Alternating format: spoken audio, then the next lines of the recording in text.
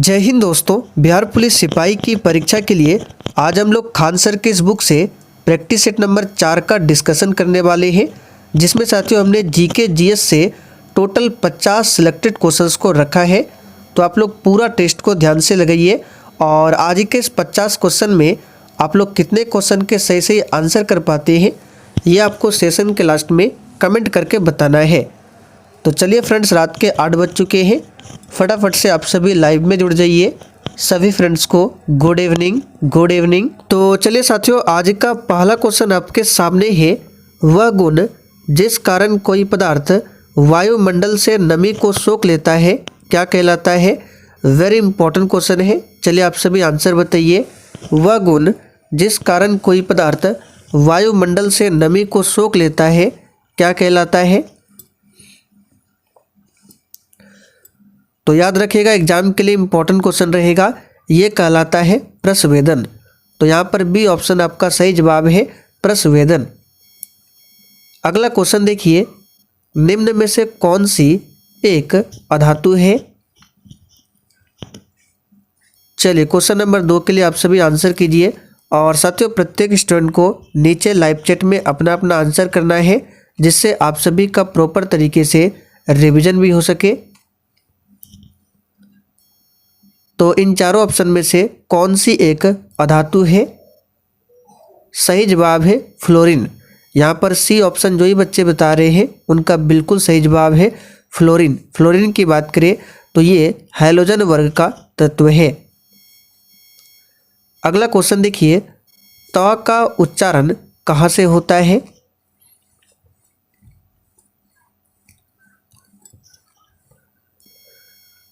तो साथियों यहाँ पर इसका सही जवाब क्या हो जाएगा? तो का उच्चारण स्थान कहाँ से है? तो याद रखिएगा दांत से।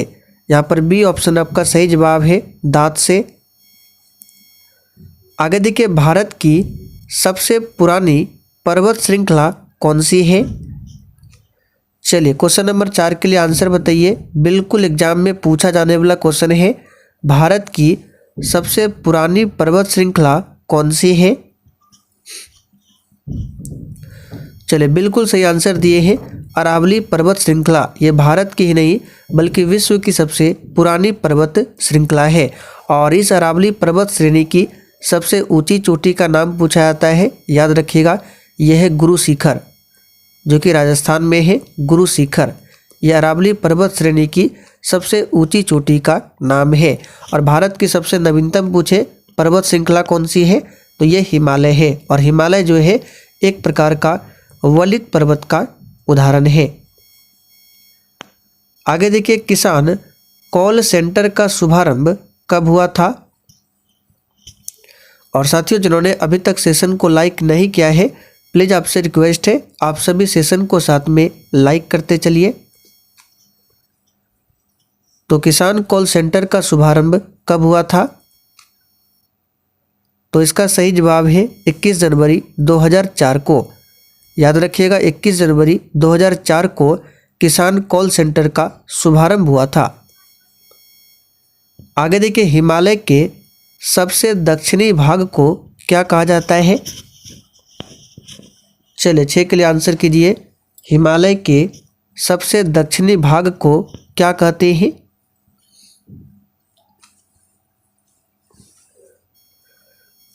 तो यहाँ पर जो भी बच्चे ऑप्शन ए बता रहे हैं उनका बिल्कुल सही जवाब है, शिवालिक कहलाता है। हिमालय का जो सबसे दक्षिणी भाग है वो क्या कहलाता है? तो शिवालिक। आगे देखिए, एक आदर्श ईंधन वह है जो क्या हो? चलिए 7 के लिए आंसर बताइए। एक आदर्श ईंधन वह है जो सस्ता हो, कम प्रदूषण फैलाने वाला हो, उच्च ऊष्मीय मान वाला हो, यानी कि ये सभी। तो यहाँ पर डी ऑप्शन आपका सही जवाब है। आगे देखिए, हिंदी भाषा में व्यंजनों की कुल संख्या क्या है? और साथियों आप लोग डेली क्लास को अटेंड कीजिए। क्लास का टाइमिंग है डेली रात 8 बजे से। और इसका पीडीएफ आपको टेलीग्राम पर मिल जाएगा बिल्कुल फ्री में। टेलीग्राम का लिंक इसी वीडियो के नीचे डिस्क्रिप्शन बॉक्स में दिया गया है। तो हिंदी भाषा में व्यंजनों की कुल संख्या कितनी होती है? तो याद रखिएगा 33। यहाँ पर बी ऑप्शन जो ही बच्चे बता रहे हैं उनका बिल्कुल सही जवाब है। हिंदी भाषा में व्यंजनों की कुल संख्या 33 है। और स्वर वर्णों की संख्या पूछे तो टोटल 11 स्वर वर्ण है। बहुउद्देश्य नदी घाटी परियोजनाएं आधुनिक भारत के मंदिर है, यह किसने कहा था?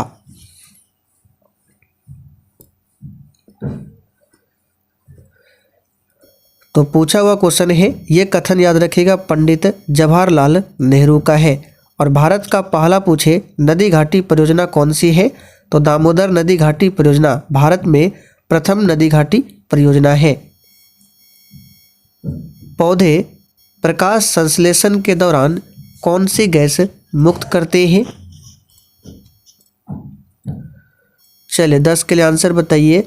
पौधा प्रकाश संश्लेषण के दौरान कौन सी गैस मुक्त करते हैं? तो सिंपल सा क्वेश्चन है, ऑक्सीजन गैस मुक्त करता है।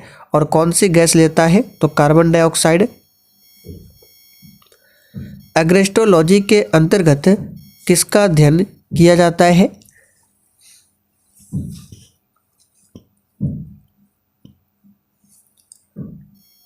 तो साथियों एग्रेस्टोलॉजी के अंतर्गत घास का अध्ययन होता है। तो यहाँ पर सी ऑप्शन आपका सही जवाब है, घास। पानी को रोगाणु मुक्त करने के लिए किस रसायन का उपयोग किया जाता है?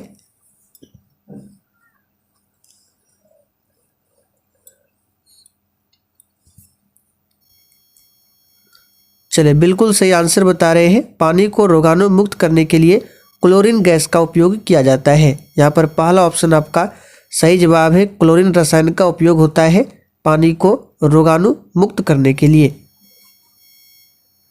यीस्ट के द्वारा शर्करा का अल्कोहल में परिवर्तन क्या कहलाता है? और देखिए अगर आपको किसी भी प्रश्न में थोड़ा भी डाउट होता है तो आप लोग तुरंत कमेंट करके पूछ सकते हैं। आपके कमेंट का रिप्लाई 100% मिलेगा। तो यहाँ पर इसका सही जवाब है किण्वन। यीस्ट के द्वारा शर्करा का अल्कोहल में परिवर्तन किण्वन कहलाता है।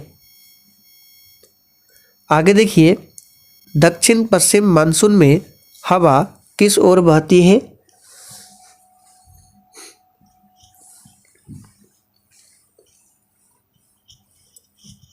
तो साथियों दक्षिण पश्चिम मानसून की बात करें तो इसमें हवा जो है किस ओर बहती है? तो समुद्र से भूमि की ओर। यहाँ पर बी ऑप्शन आपका सही जवाब है। और भारत में सबसे अधिक वर्षा किस मानसून से होती है? तो इसी दक्षिण पश्चिम मानसून से। मानव खोपड़ी में हड्डियों की संख्या कितनी होती है?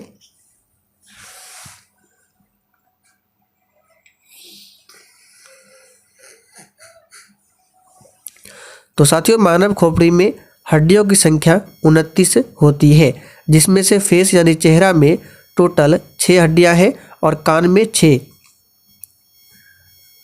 9.8 किलोग्राम में बदले, सॉरी यहाँ पे देखिए 8 किलोग्राम को बताना है, 9.8 केजी को आपको ग्राम में बदलना है। तो सिंपल सा क्वेश्चन है, 1 किलोग्राम में होता है 1000 ग्राम। तो यहाँ पे 9.8 में 1000 से मल्टीप्लाई कर दीजिए, आपका आंसर कितना हो जाएगा? तो आपका आंसर आ जाएगा 9800 ग्राम, जो कि बी ऑप्शन में दिया गया है। संविधान सभा के प्रारूप समिति के सदस्यों की संख्या कितनी थी?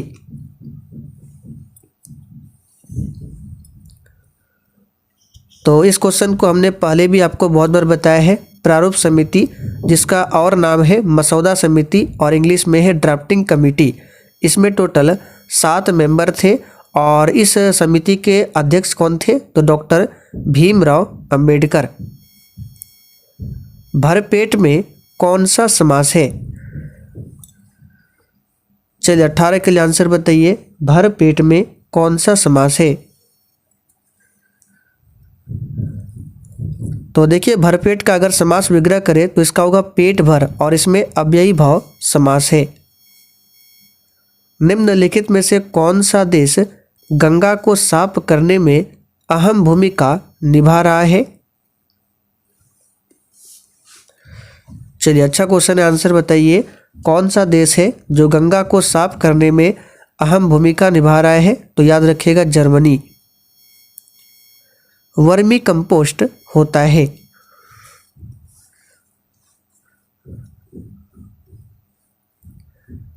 तो वर्मी कंपोस्ट क्या होता है? तो साथियों वर्मी कंपोस्ट जो है एक जैव उर्वरक होता है। यहाँ पर सी ऑप्शन आपका सही जवाब है, एक जैव उर्वरक। निम्नलिखित में से कौन सा आंध्र प्रदेश की नई राजधानी है?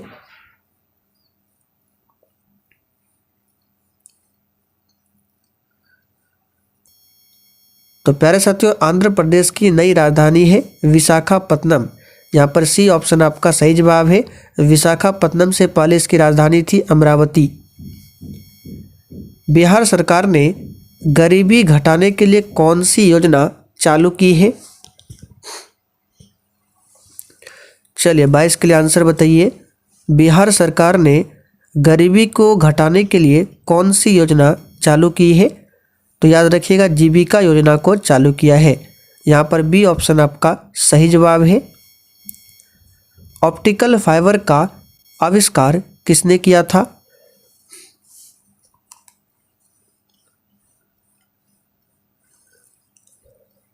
तो देखिए साथियों ऑप्टिकल फाइबर का आविष्कार किसने किया था? तो याद रखिएगा नरेंद्र कपानी ने।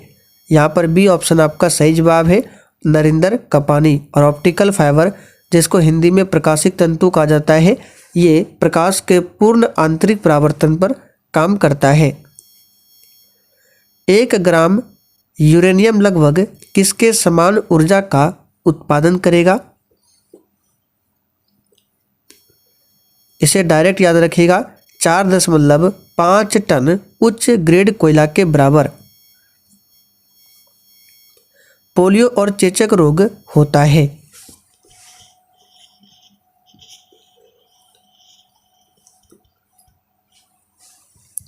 तो पोलियो और चेचक ये जो रोग होता है विषाणु के कारण होता है। तो सही जवाब है विषाणु, यानी कि वायरस के संक्रमण के कारण होता है। एड्स जो है ये भी वायरस के कारण ही होता है। कौन सा वायरस है? तो HIV वायरस से होता है।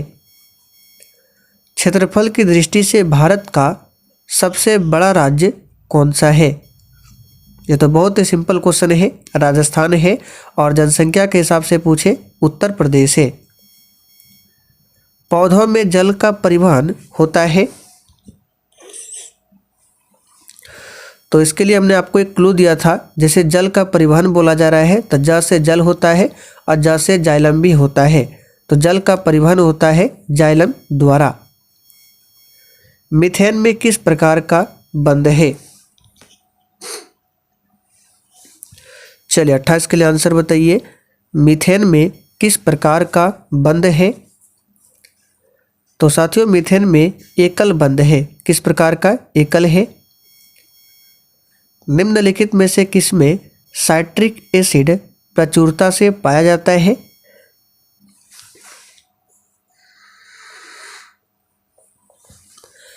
तो सिंपल क्वेश्चन है, साइट्रिक एसिड सबसे अधिक मिलता है नींबू में। यहाँ पर डी ऑप्शन आपका सही जवाब है, नींबू। परिधि शब्द का समानार्थी शब्द क्या है?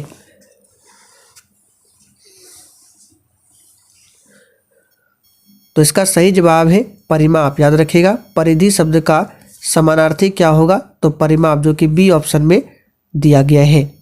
चलिए आगे बढ़ते हैं। परिमाप के जगह पे कहीं कहीं आपको परिमिति भी मिलेगा, तो एक ही बात है परिधि, परिमाप, परिमिति।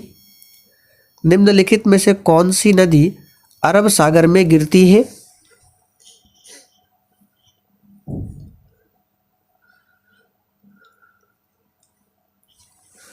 तो कौन सी नदी है जो अरब सागर में जाकर गिरती है? तो इसका सबसे अच्छा उदाहरण है नर्मदा, ताप्ती। तो देखिए ऑप्शन ए में नर्मदा दिया गया है। यह नदी अरब सागर में गिरती है, यानी पश्चिम की ओर बहने वाली नदी है और ये एस्चुरी का निर्माण करती है। और जितनी भी नदियाँ पूरब की ओर बहती है, यानी अपना जल कहाँ पर गिराती है? बंगाल की खाड़ी में, वो डेल्टा का निर्माण करती है। और जितनी भी नदियाँ पश्चिम की ओर बहती है, यानी कि अपना जल अरब सागर में गिराती है, वो कभी भी डेल्टा का निर्माण नहीं करती है। और इसका सबसे अच्छा उदाहरण है नर्मदा, ताप्ती। कावेरी नदी की बात करें तो इस पर याद रखिएगा मेट्टूर बांध है।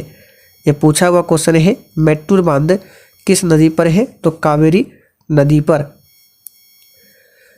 चिकित्सा के रूप में एक्सरे का प्रयोग निम्नलिखित में से किस प्रकार की बीमारी के लिए किया जा सकता है?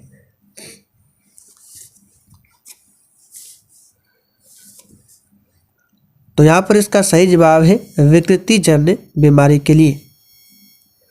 जिसके नीचे पदार्थ ठंडा नहीं हो सकता वह न्यूनतम संभावित तापमान कौन सा है?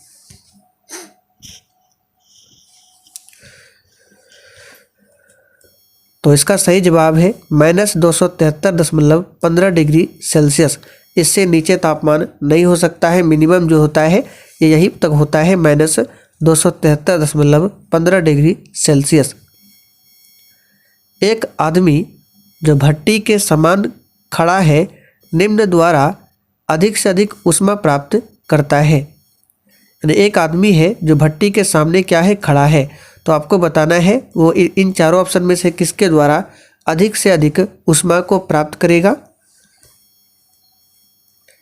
इसका सही जवाब है विकिरण के द्वारा।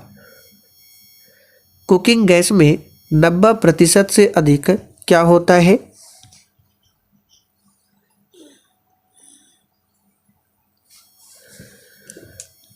तो साथियों कुकिंग गैस में 90% से अधिक ब्यूटेन होता है। कुकिंग गैस का मतलब होता है एलपीजी, जिसका फुल फॉर्म है लिक्विफाइड पेट्रोलियम गैस। किस अम्ल से दूध में खट्टापन पैदा होता है? सिंपल सा क्वेश्चन है, लैक्टिक अम्ल के कारण। 18 कैरेट सोना में शुद्ध स्वर्ण की प्रतिशतता कितनी होती है?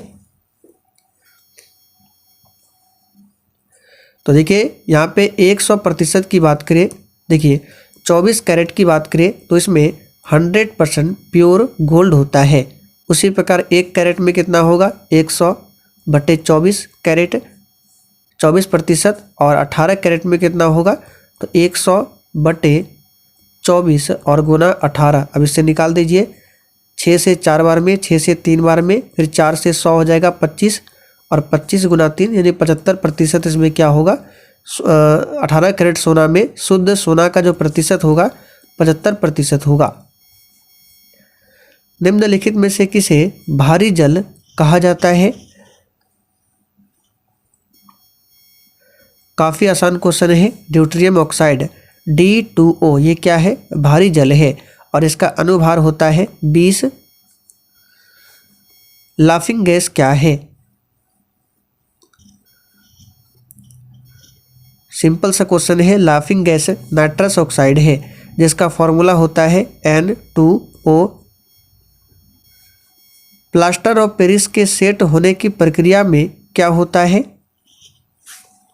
चलिए अच्छा क्वेश्चन है, स्टार मार्क कर लीजिए। प्लास्टर ऑफ पेरिस जिसका फॉर्मूला होता है CaSO4 × ½ H2O। तो प्लास्टर ऑफ पेरिस के सेट होने की प्रक्रिया में क्या होता है? तो याद रखिएगा इसका सही जवाब क्या है, ऑप्शन ए, अन्य हाइड्रेट्स के बनने का हाइड्रेशन होता है। जिसमें वस्तु की अपेक्षा प्रतिबिंब बड़ा दिखाई देता है वह दर्पण कौन सा है?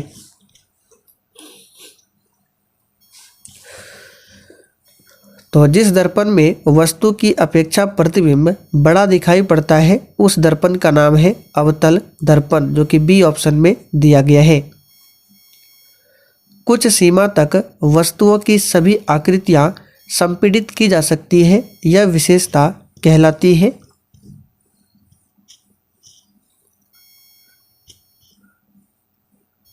तो ये कहलाती है प्रत्यास्था, जो कि सी ऑप्शन में दिया गया है। स्वास्थ्य के लिए सबसे अधिक उपयुक्त आर्द्रता है?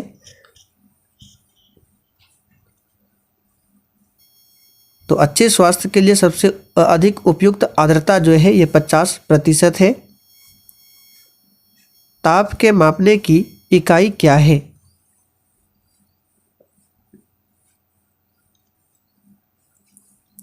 आसान क्वेश्चन है। ताप के मापने की इकाई यहाँ पे क्या हो जाएगा, तो 44 का आंसर है सेल्सियस।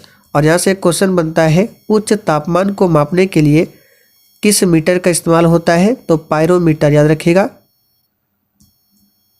पायरोमीटर का इस्तेमाल होता है उच्च तापमान को मापने के लिए। निम्नलिखित में से किस तत्व के लवण प्रायः नीले रंग के होते हैं?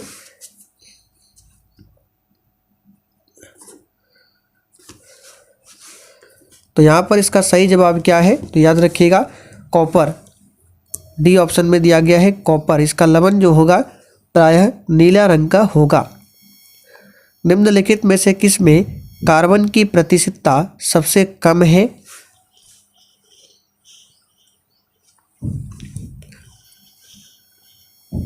सही जवाब इसका हो जाएगा आपका डी ऑप्शन, पिटवा इस्पात। इसमें कार्बन की प्रतिशतता सबसे कम है। सिंधु घाटी सभ्यता के लोग किसकी पूजा करते थे?